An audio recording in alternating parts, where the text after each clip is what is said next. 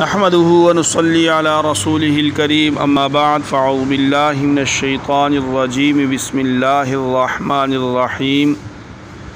يريد الله ليبين لكم اللہ چاہتا ہے کہ تمہارے لیے احکام کی وضاحت کر دے وَيَهْدِيَكُمْ سُنَنَ الَّذِينَ مِن قَبْلِكُمْ وَيَتُوبَ عَلَيْكُمْ وَاللَّهُ عَلِيمٌ حَكِيمٌ اور جو نیک لوگ تم سے پہلے گزرے ہیں تم کو ان کے طور طریقوں پر لے آئے اور تم پر رحمت کے ساتھ توجہ فرمائے اور اللہ ہر بات جاننے والا بھی ہے حکمت والا بھی ہے واللہ یرید ان یتوب علیکم اللہ تو چاہتا ہے کہ تمہاری طرف توجہ کرے وَيُرِيدُ الَّذِينَ يَتَّبِعُونَ الشَّهَوَاتِ أَن تَمِيلُوا مَيْلًا عَظِيمًا اور جو لوگ نفسانی خواہشات کے پیچھے لگے ہوئے ہیں وہ چاہتے ہیں کہ تم راہ راست سے ہٹ کر بہت دور جا پڑو یرید اللہ ان یخفف عنکم وخلق الانسان ضعیفا اللہ چاہتا ہے کہ تمہارے ساتھ آسانی کا معاملہ کرے اور انسان کمزور پیدا ہوا ہے ان آیات مقدسہ میں پیچھے جو جتنے بھی پچھلی آیات میں احکامات ذکر ہوئے جن میں زنا کے حکم تھے اسی طرح اس سے پیچھے وراثت کے احکامات تھے اس سے ماقبل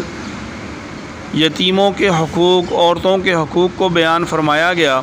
اور محرمات کو بیان فرمانے کے بعد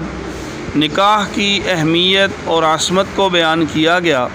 ان ساری چیزوں کو بیان کرنے سے مقصود یہ ہے کہ اللہ تعالی چاہتے ہیں کہ تم ان کامیاب لوگوں کے طور طریقوں پر آ جاؤ جو اللہ کی رحمت کے مستحق ہوئے اور تم بھی اللہ کی رحمت کے مستحق ہو جاؤ اور اس کے ساتھ ساتھ ان لوگوں کا بھی ذکر کیا گیا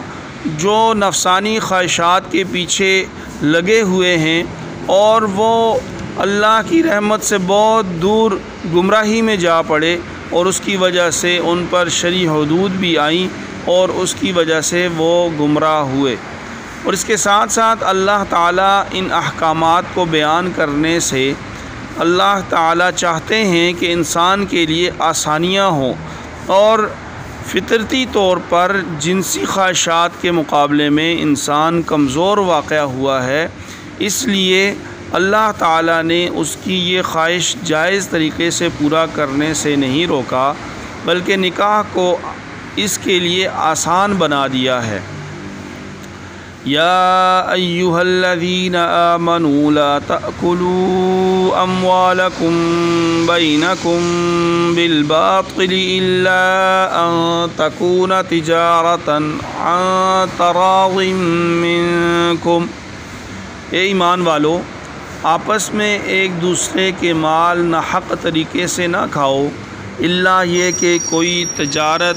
باہمی رضامندی سے وجود میں آئے تو وہ جائز ہے وَلَا تَقْتُلُوا أَنفُسَكُمْ اور اپنے آپ کو قتل نہ کرو إِنَّ اللَّهَ كَانَ بِكُمْ رَحِيمًا یقین جانو اللہ تم پر بہت مہربان ہے اس آیت مقدسہ کا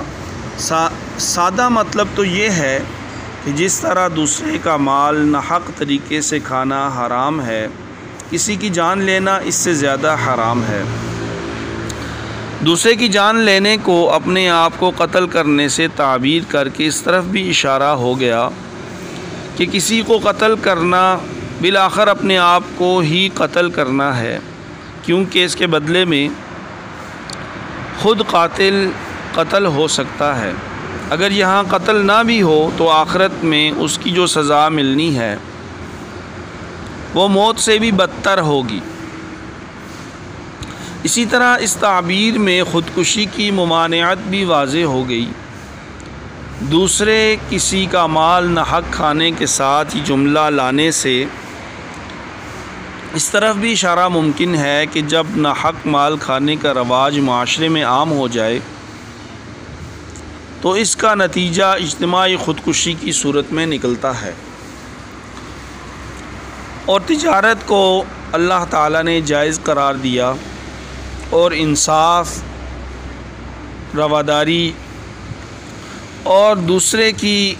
عزت نفس کا خیال رکھنا اس کی تعلیم دی گئی ہے۔ اللہ تعالیٰ ہمیں عمل کرنے کی توفیق عطا۔ وآخر دعوانا